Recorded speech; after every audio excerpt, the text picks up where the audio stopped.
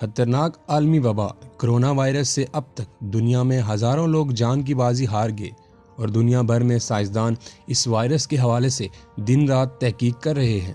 محققین نے شروع میں کرونا وائرس کے چند علامات بتائی تھی، جس میں خشک کھانسی، تیز بخار اور سانس لینے میں مسئلہ ہوتا ہے۔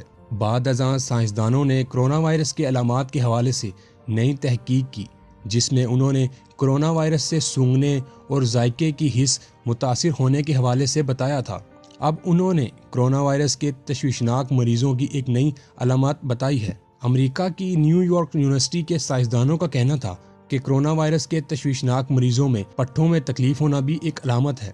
ذائقہ محسوس نہ ہونا اور سونگھنے کی حس ختم ہو جانا کرونا کی ایک نئی علامت ہے۔